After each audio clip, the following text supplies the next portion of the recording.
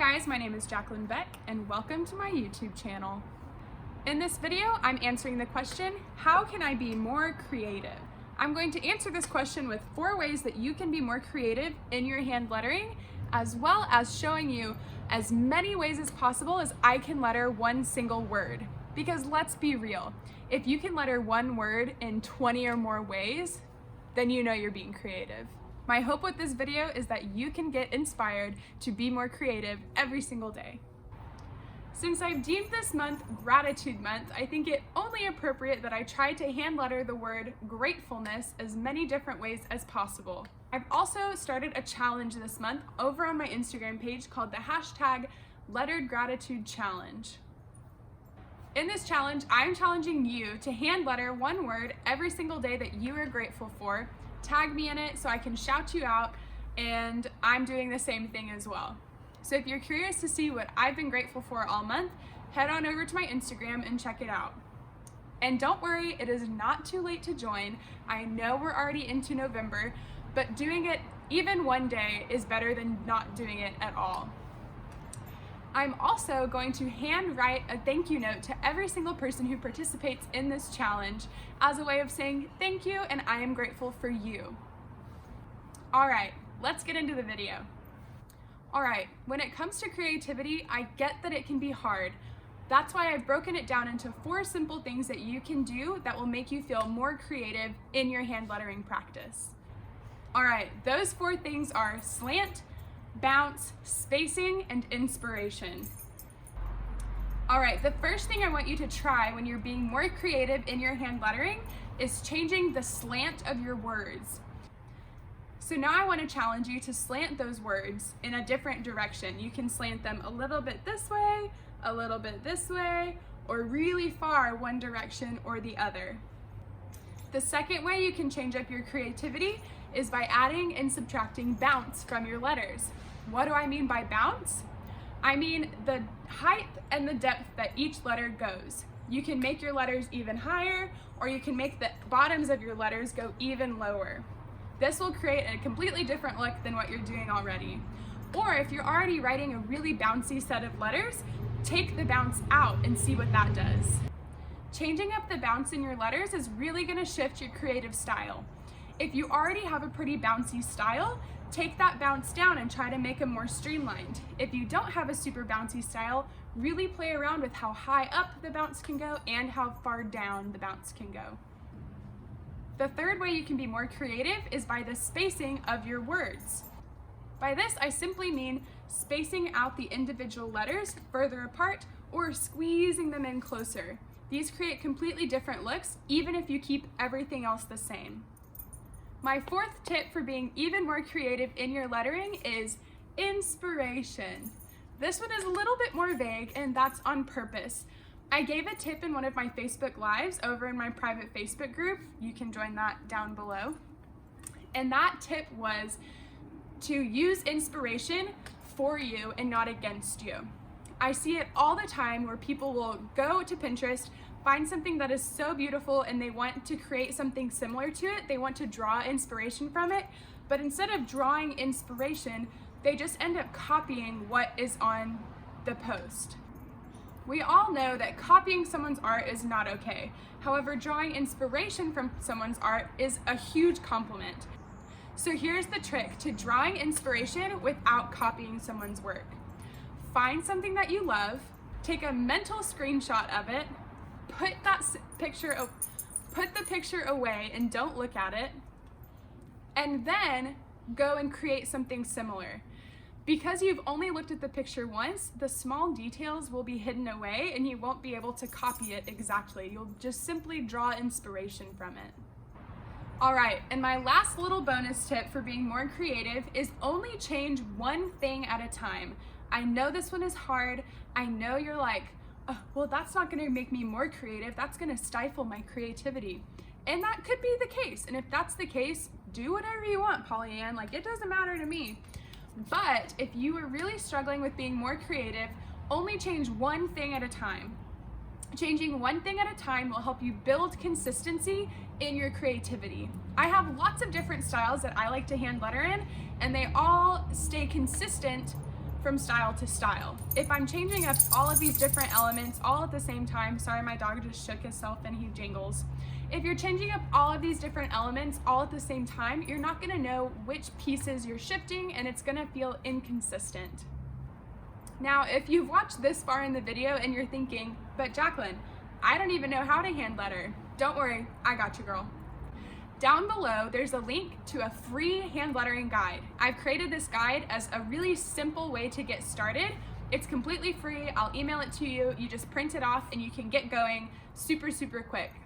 I've seen so many people download this guide, print it off at lunch, and they're literally hand lettering by the evening time. It's honestly so valuable. I've considered taking it off and selling it on my website, beckettcetera.com, but I just love seeing people get results really quickly, so I like to hand it out for free. All right, now I'm gonna show you these 4 techniques in action. I'm gonna sit down and film myself writing the same word in as many different ways as I can think of. And while I'm doing it, I want you to think of which thing I'm changing. Am I changing the slant? Am I changing the bounce? Am I changing the spacing? Or did I pull this from somewhere else? That one's gonna be harder to tell, but if you're psychic, you can do it. And then after this video, I'm challenging you to jump on board my hand lettering challenge, #LetteredGratitude and be creative every single day while also thinking of something that you are grateful for every single day.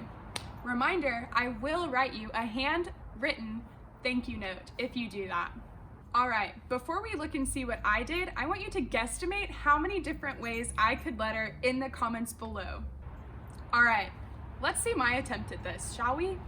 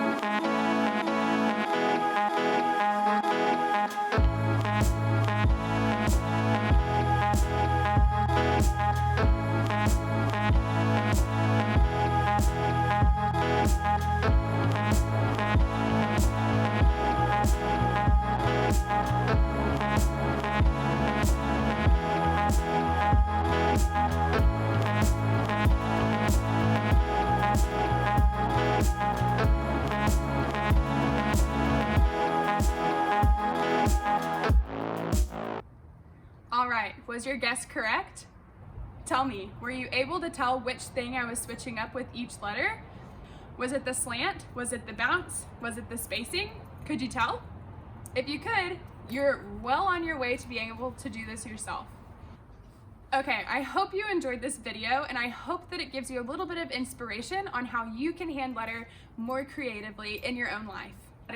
Don't forget to download that free hand lettering guide in the description below. If you liked this video, subscribe, hit the bell, because I put out new videos every single week.